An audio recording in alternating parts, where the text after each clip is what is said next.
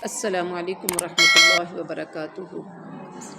نحمدہ ونصلی علی رسولہ الکریم، اما بعد فاعوذ باللہ من الشیطان الرجیم، بسم اللہ الرحمن الرحیم۔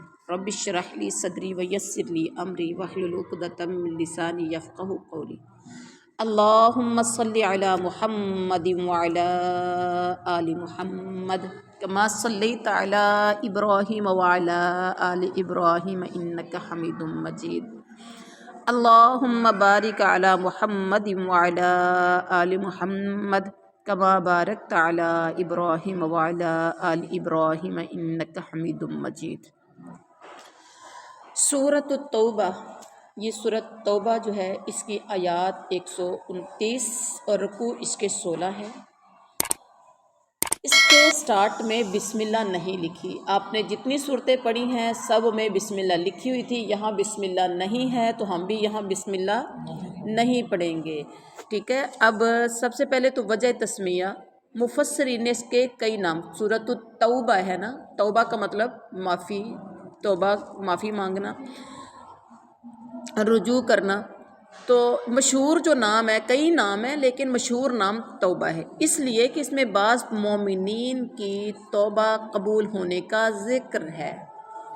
دوسرا نام اس کا برات ہے، اس لیے کہ اس میں مشرکین سے برات کا عام اعلان ہے، ٹھیک ہو گیا۔ یہ قرآن مجید کی واحد سورت ہے جس کے آغاز میں بسم اللہ الرحمن الرحیم نہیں لکھا ہوا۔ اس کی بھی کئی وجوہات کتب تفسیر میں بیان کی گئی ہیں، لیکن زیادہ صحیح بات یہ پتہ چلتی ہے کہ سورۃ انفال اور سورۃ توبہ ان دونوں کے مضامین میں بڑی یکسانیت پائی جاتی ہے، یکسانیت، ایک جیسے۔ یہ سورت گویا سورہ انفال کا تتمہ یا بقیہ ہے، بقیہ حصہ ہے یہ والی سورت، سورہ انفال کی۔ غالباً اسی لیے رسول اللہ صلی اللہ علیہ وسلم نے اس کے شروع میں بسم اللہ درج نہیں کروائی، اور آپ صلی اللہ علیہ وسلم کی متابعت میں صحابہ کرام نے بھی اس میں بسم اللہ تحریر نہیں کی۔ یہ 7 بڑی صورتوں میں سے 7ویں بڑی صورت ہے، جنہیں سبع طوال، سبع سین بے عین، سبع طوال کہا جاتا ہے، لمبی 7 صورتیں، ان میں سے ایک یہ سورہ ہے۔ کس کو بات سمجھ میں آ گئی؟ اب اس کے بعد ہے براءۃ من اللہ، بری و ذمہ ہونے کا اعلان ہے اللہ کی طرف سے، ورسولہ، اور اس کے رسول کی طرف سے، الی الذین، ان لوگوں کی طرف جن سے عاہدتم من المشرکین، تم نے عہد کر رکھا تھا سب مشرکوں میں سے۔ با محاورہ ترجمہ،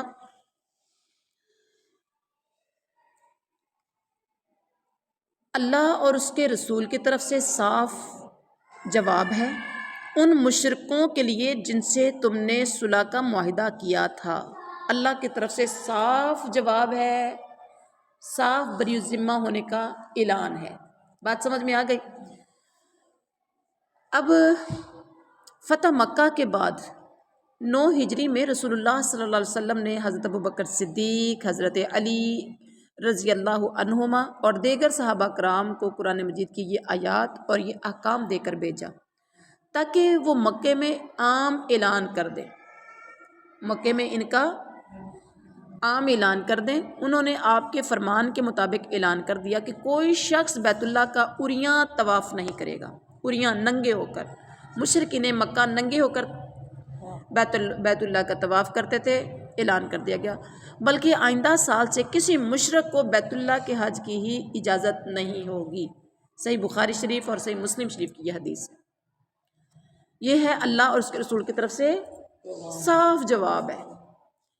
اب اس کے بعد دیکھیے، فَسِیحُوا فِی الْأَرْضِ، تم سب چلو پھرو زمین میں، اربعۃ اشہر، 4 اشہر مہینے، وَاعْلَمُوا، عربی پڑھیں گے اشہر، وَاعْلَمُوا، اور جان لو تم، انکم، کہ بے شک تم، غیر نہیں ہو، معجز اللہ، اللہ کو عاجز کرنے والے، وَأَنَّ اللَّهَ، اور بے شک اللہ تعالیٰ، مُخْزِي الْكَافِرِينَ، رسوا کرنے والا ہے کافروں کو۔ اے مشرکو، تم ملک میں زمین میں، فی الارض کا مطلب زمین، زمین کا مطلب ملک ہے. تم ملک میں، تم زمین میں 4 مہینے تک تو چل پھر لو، جان لو کہ تم اللہ کو عاجز کرنے والے نہیں ہو، اور یہ بھی یاد رکھو کہ اللہ کافروں کو رسوا کرنے والا ہے. اچھا، پہلا نمبر تھا کہ تم 4 مہینے چل پھر لو. یہ اعلان برات ان مشرکین کے لیے تھا جن سے غیر موقت معاہدہ تھا، یا 4 مہینے سے کم کا تھا، یا جن سے 4 مہینے سے زیادہ ایک خاص مدت تک کا جن سے معاہدہ تھا، لیکن ان کی طرف سے عہد کی خلاف ورزی کی گئی تھی. ان سب کو 4 مہینے مکہ میں رہنے کی اجازت دے دی. تمہیں یہاں 4 مہینے کے لیے کیا ہے، تم زمین میں یعنی ملک میں چل پھر لو. اس کا مطلب یہ تھا کہ اس مدت کے اندر اگر وہ اسلام قبول کر لیں تو انہیں یہاں رہنے کی اجازت ہوگی، اگر نہیں تو پھر وہ 4 مہینے کے بعد ہمارے ملک سے نکل جائیں گے. اگر دونوں صورتوں میں سے وہ کوئی بھی اختیار نہیں کریں گے تو وہ حربی کافر شمار ہوں گے. جن سے حربی کافر، حرب کہتے ہیں نا جنگ کو، یعنی جن سے لڑنا مسلمانوں کے لیے ضروری ہوگا تاکہ جزیرہ عرب کفر و شرک کی تاریکیوں سے پاک ہو جائے. بات سمجھ میں آ گئی؟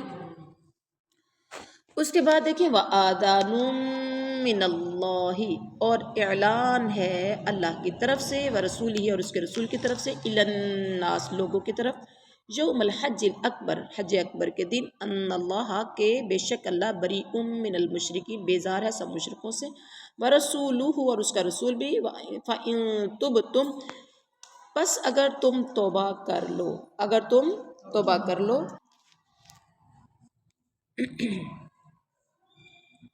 فَهُوَ خَيْرٌ لَكُمْ، اگر تم توبہ کر لو، فَهُوَ خَيْرٌ لَكُمْ، تو وہ تمہارے لیے بہتر ہے. وَإِن تَوَلَّيْتُمْ، اور اگر تم منہ موڑ لو، فَاعْلَمُوا، جان لو، أَنَّكُمْ، کہ بے شک تم غیر معجز اللہ کو عاجز کرنے والے نہیں ہو. وَبَشِّرِ الَّذِينَ، اور خوشخبری دے دو ان لوگوں کو، کفروا، جنہوں نے کفر کیا، بعذاب علیم، عذابن پہ اظہار کریں گے، عذابن بن، کیونکہ آگے 2 زیر کے بعد آگے حروف ہلکی حمزہ آ گیا ہے، بعذاب علیم، دردناک عذاب. اب بامحاورہ ترجمہ ہے، اور وَأَذَانٌ مِّنَ اللَّهِ، اللہ اور اس کے رسول کی طرف سے لوگوں کو حج اکبر کے دن صاف اطلاع ہے، صاف اعلان. اعلان میں اطلاع کی جاتی ہے نا کہ اللہ مشرکوں سے بیزار ہے، اور اس کا رسول بھی، اگر اب بھی تم توبہ کر لو تو تمہارے حق میں بہتر ہے، اور اگر تم روگردانی کر لو، منہ موڑ لو، خلاف ورزی کرو، تو جان لو کہ تم اللہ کو ہرا نہیں سکتے، عاجز نہیں کر سکتے، اللہ کو ہرا نہیں سکتے، اور کافروں کو دردناک عذاب کی خوشخبری دے دیجئے. اچھا، اللہ اور اس کے رسول کی طرف سے کیا ہے؟ آذان، اعلان ہے حج اکبر کے دن. یہ کیا اعلان ہے؟ صحیحین، صحیحین کہتے ہیں، صحیح، اور یہ ہے صحیحین، جمع ہے، یعنی صحیحین تثنیہ ہے، جو بخاری اور مسلم کو کہا جاتا ہے صحیحین. اور دیگر صحیح احادیث سے بھی ثابت ہے کہ یوم حج اکبر سے مراد یوم النحر، یعنی 10 ذو الحجہ کا دن ہے، 10 ذو الحجہ. صحیح بخاری شریف کی اور مسلم شریف کی جامع ترمذی کی حدیث ہے. اسی دن منا میں اعلان برات سنایا گیا. 10 ذو الحج کو حج اکبر کا دن اس لیے کہا گیا ہے کہ اس دن حج کے سب سے زیادہ اور اہم مناسک ادا کیے جاتے ہیں. اب آپ سے کوئی پوچھے کہ 10 ذو الحج کو حج اکبر کا دن کیوں کہا جاتا ہے، تو آپ کیا کہیں گے؟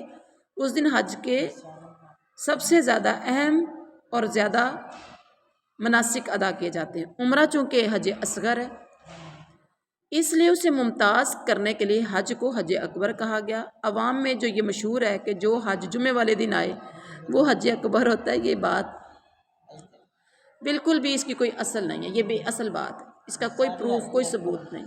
بات سمجھ میں آ گئی؟ اچھا جی، اب اس کے بعد ہے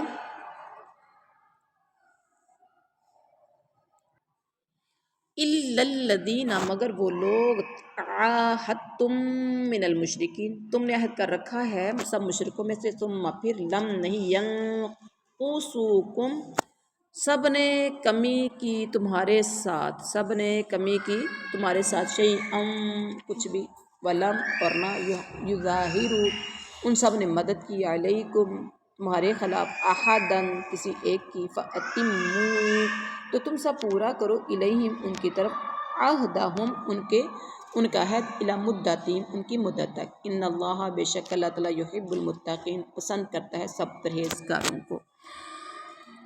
بامحاورہ ترجمہ ہے، سوائے ان مشرکوں کے جن سے تمہارا معاہدہ ہو چکا ہے۔ پیچھے ہے نا کہ اللہ اور اس کے رسول کی طرف سے لوگوں کو حج اکبر کے دن صاف اعلان ہے کہ اللہ مشرکوں سے بیزار ہے، ٹھیک ہے۔ اب سوائے ان مشرکوں کے جن سے تمہارا معاہدہ ہو چکا ہے، وہ اس اعلان میں شامل، اچھا، اور انہوں نے تمہیں ذرا سا بھی نقصان نہیں پہنچایا، معاہدہ بھی ہے، انہوں نے نقصان بھی نہیں پہنچایا، نہ کسی کی تمہارے خلاف مدد کی ہے، تو تم بھی ان کے معاہدے کی مدت ان کے ساتھ پوری کرو، بلا شبہ اللہ پرہیزگاروں کو دوست رکھتا ہے۔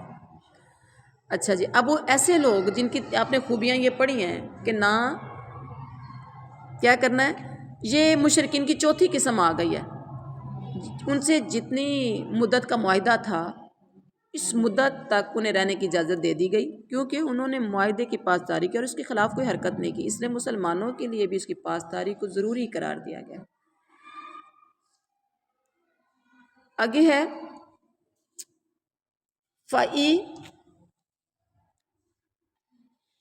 فَإِذَا انسَلَخَ الْأَشْهُرُ الْحُرُمُ پس جب گزر جائیں حرمت والے مہینے، فَاقْتُلُوا الْمُشْرِقِينَ تو تم مشرکوں کو قتل کرو، حیث جہاں کہیں بھی، وجدتموہم تم انہیں پاؤ، وخذوہم اور ان سب کو پکڑو، واحصروہم سب گراؤ کرو ان کا، وقعودوا اور تم سب بیٹھو، لہم ان کے لیے، کل مرصد ہر گھات کی جگہ، فإن پھر اگر تابوا وہ توبہ کر لیں، وأقاموا الصلاۃ اور قائم کریں نماز، وآتوا الزکاۃ اور ادا کرنے لگے زکوٰۃ، فخلوا تو سب چھوڑ دو، سبیلہم ان کا راستہ، ان اللہ بے شک اللہ تعالیٰ غفور الرحیم بخشنے والا مہربان ہے۔ بامحاورہ ترجمہ ہے، پھر جب حرمت والے مہینے گزر جائیں، حرمت والے مہینے گزر جائیں تو تم مشرکوں کو جہاں پاؤ قتل کرو، انہیں گرفتار کرو، ان کا محاصرہ کر لو، ان کی طاق میں ہر گھاٹی میں جا بیٹھو، ہاں اگر وہ توبہ کر لیں اور نماز کے پابند ہو جائیں اور زکوٰۃ ادا کرنے لگیں تو تم ان کی راہیں چھوڑ دو، یقیناً اللہ تعالیٰ بخشنے والا مہربان ہے۔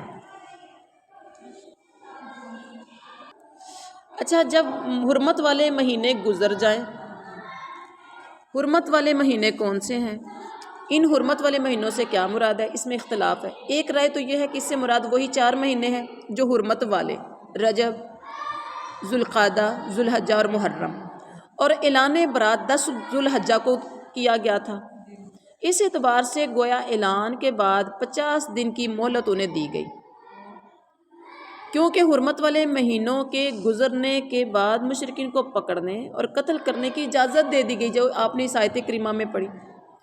لیکن امام ابن کثیر نے کہا کہ یہاں اشہوری حرم سے مراد وہ حرمت والے مہینے نہیں ہیں، بلکہ 10 ذوالحجہ سے لے کر 10 ربیع الثانی تک کے 4 مہینے ہیں جو ان کو مدت دی گئی تھی۔ انہیں اشہوری حرم اس لیے کہا گیا کہ اعلان برات کی روح سے ان 4 مہینوں میں ان مشرکوں سے لڑنے اور ان کے خلاف کسی اقدام کی اجازت نہیں تھی۔ اعلان برات کی روح سے یہ تفسیر مناسب معلوم ہوتی ہے، واللہ اعلم۔ وَإِنْ أَحَدٌ اور اگر کوئی ایک من المشرکین، أَحَدٌ من المشرکین کوئی ایک مشرکین میں سے، نستجارک پناہ مانگے آپ سے، فَأَجِرْهُ تو آپ پناہ دے دیں اسے، حتیٰ یہاں تک کہ یسمع وہ سن لے، کلام اللہ اللہ کا کلام، ثم پھر ابلغہ پہنچا دو اسے، مَأْمَنَہ کیا پڑھیں گے اس کو، مَأْمَنَہ اس کے امن کی جگہ، ذَلِكَ بِأَنَّهُمْ یہ اس وجہ سے کہ وہ قوم لا یعلمون، وہ ایسی قوم ہے کہ وہ جانتے ہی نہیں ہیں۔ بامحاورہ ترجمہ، اگر مشرکوں میں سے کوئی آپ سے پناہ طلب کرے تو آپ اسے پناہ دے دیں یہاں تک کہ وہ کلام اللہ سن لے، پھر آپ اسے اس کی جائے امن تک پہنچا دیں، یہ اس لیے کہ یہ لوگ بے علم ہیں۔ اچھا، پچھلے والی آیت میں کیا کہا تھا؟ 4 مہینے گزر جائیں، حرمت والے جو میں نے بتایا، اس کے بعد کیا ہے؟ ان مشرکوں کو جہاں کہیں تم پاؤ قتل کر دو، یا انہیں قتل کر دو۔ یعنی مفسرین نے اس حکم کو عام رکھا ہے، ہل یا حرم میں، جہاں بھی چاہو، ہل میں، حرم میں، حرم میں منع ہے نا، لیکن جہاں بھی پاؤ انہیں قتل کر دو۔ اور پھر اس کے بعد ہے وخذوہم، اور انہیں پکڑو، واحصرہم، اور انہیں کیا کرو؟ ان کا محاصرہ کر لو، انہیں گرفتار کر لو، یعنی انہیں قیدی بنا لو یا انہیں قتل کر دو، تمہاری مرضی ہے۔ اور پھر ان کا محاصرہ اور ان کی طاق میں، ان کا محاصرہ اور ان کی طاق میں ہر گھاٹی میں جا کے بیٹھو، یعنی اس بات پر اکتفا نہ کرو کہ وہ تمہیں کہیں ملے تو تم کارروائی کرو گے، بلکہ جہاں جہاں ان کے حصار، ان کے قلعے اور پناہ گاہیں ہیں ان کا محاصرہ کرو، اور ہر جگہ ان کی گھات میں رہو حتیٰ کہ تمہاری اجازت کے بغیر ان کے لیے نقل و حرکت ممکن ہی نہ رہے۔ اتنا ان پر، ان کی زندگی ان پر تنگ کر دو۔ اور پھر اس کے بعد ہاں، اگر وہ توبہ کر لیں، نماز قائم کرنا شروع کر دیں اور زکوٰۃ ادا کرنا شروع کر دیں تو تم ان کا راستہ چھوڑ دو، یعنی کوئی کارروائی ان کے خلاف پھر نہ کی جائے، کیونکہ وہ مسلمان ہو گئے ہیں۔ گویا قبول اسلام کے بعد نماز کا قائم کرنا اور زکوٰۃ ادا کرنے کا اہتمام کرنا ضروری ہے۔ اگر کوئی شخص ان میں سے کسی ایک کا بھی ترک کرتا ہے، نماز نہیں پڑھتا یا زکوٰۃ نہیں دیتا، تو وہ مسلمان نہیں سمجھا جائے گا۔ جس طرح حضرت ابوبکر صدیق رضی اللہ عنہ نے زکوٰۃ روکنے والوں کے خلاف اسی آیت سے استدلال کرتے ہوئے جہاد کیا تھا۔ انہوں نے کہا جو زکوٰۃ نہیں دے گا میں اسے جہاد کروں گا، اور کیا بولا تھا؟ اللہ کی قسم میں ان لوگوں سے ضرور لڑوں گا جو نماز اور زکوٰۃ کے درمیان فرق کریں گے، نماز پڑھیں گے زکوٰۃ نہیں دیں گے، یا زکوٰۃ دیں گے نماز نہیں پڑھیں گے، میں ان سے ضرور جہاد کروں گا۔ یعنی نماز تو پڑھیں لیکن زکوٰۃ ادا کرنے سے گریز کریں گے تو میں ان سے جہاد کروں گا۔ اور اس کے بعد کیا ہے کہ جو آپ سے امن مانگے، پناہ مانگے، آپ اس کو دے دیں، پھر اسے جائے پناہ تک، جائے امن تک آپ اس کو پہنچا دیں، یہ آپ کی ذمہ داری۔ ساتھ میں مذکورہ حربی کافروں کے بارے میں ایک رخصت دی گئی ہے کہ اگر کوئی کافر پناہ مانگے تو آپ اسے پناہ دے دو۔ اس آیت کریمہ میں اگر کوئی پناہ مانگے تو آپ اس کو کیا کریں؟ آپ اس کو پناہ دے دیں، یعنی اسے اپنی حفظ و امان میں رکھیں۔ پناہ دینا کیا ہے؟ تاکہ کوئی مسلمان اسے قتل نہ کر دے، اور تاکہ اسے اللہ کی باتیں سننے اور اسلام کے سمجھنے کا بھی موقع ملے۔ آپ نے اسے پناہ دینی ہے، اسے کلام اللہ سننے کا موقع ملے۔ اچھا، ممکن ہے اس طرح اسے توبہ اور قبول اسلام کی توفیق مل جائے، لیکن اگر وہ کلام اللہ سننے کے باوجود مسلمان نہیں ہوتا تو اسے اس کی جائے امن تک پہنچا دو۔ مطلب یہ ہے کہ اپنے امان کی پاسداری آخر تک آپ نے کرنی ہے۔ کتنا خوبصورت درس دیا گیا مومنوں کو، جب تک کہ وہ اپنے مستقر ٹھہرنے کی جگہ تک بخریت واپس نہیں پہنچ جاتا، اس کی جان کی حفاظت اب تمہاری ذمہ داری ہے، مسلمان ہو یا نہ ہو۔ اللہ اکبر۔ تو یہ تھا آج کا سبق، اور کیا فرمایا؟ ذالک بانہم قوم لا یعلمون، اتنا سلوک ان کے ساتھ کرنا ایسا کیوں ہے؟ اس لیے کہ یہ لوگ بے علم ہیں، ان ایجوکیٹڈ لوگ ہیں، یہ انہیں پتہ نہیں۔ اللہ اکبر۔ یعنی پناہ کے طلبگاروں کو پناہ کی رخصت اس لیے دی گئی ہے کہ یہ بے علم لوگ ہیں۔ ممکن ہے اللہ اور رسول کی باتیں ان کے علم میں آ جائیں اور وہ مسلمانوں کا اخلاق و کردار دیکھیں تو اسلام کی حقانیت اور اسلام کی صداقت کے قائل ہو جائیں۔ جس طرح صلح حدیبیہ کے بعد بہت سے کافر مدینہ آتے جاتے تھے تو انہیں مسلمانوں کے اخلاق و کردار کے مشاہدے سے اسلام کے سمجھنے میں بڑی مدد ملی، اور بہت سے لوگ مسلمان بھی ہو گئے تھے۔ ایک قیدی بنایا تھا اسامہ بن ثمامہ بن اسال، جو آپ نے سنا بھی ہوگا، مشہور واقعہ۔ اور وہ کہتا تھا، آپ صلی اللہ علیہ وسلم جب سامنے آتے تھے کہتا تھا روئے زمین پر کوئی برا چہرہ آپ کے چہرے سے زیادہ نہیں، کوئی شہر آپ کے شہر سے زیادہ نہیں، لیکن آپ صلی اللہ علیہ وسلم اسے کچھ کہتے نہیں تھے، خاموشی سے گزر جاتے تھے۔ اگلے دن پھر آتے تھے، پھر پوچھتے تھے سمامہ تیرا کیا حال ہے، پھر وہ آگے سے یہی جواب دیتا تھا۔ 3 دن کے بعد صحابہ سے کہا اس کو چھوڑو، باندھا ہوا تھا ستونوں کے ساتھ مسجد میں، چھوڑ دو اس کو۔ اب وہ جب چھوڑا تو جاتا آگے کو ہے، قدم آگے کو اٹھاتا ہے، نظریں بار بار پیچھے کو، بھئی تم جاتے کیوں نہیں، ہم نے تو تجھے چھوڑ دیا۔ کہا نہیں، مجھے آزاد کیا ہے، میرے دل کو تو آپ نے غلام کر لیا، اب کلمہ پڑھاؤ،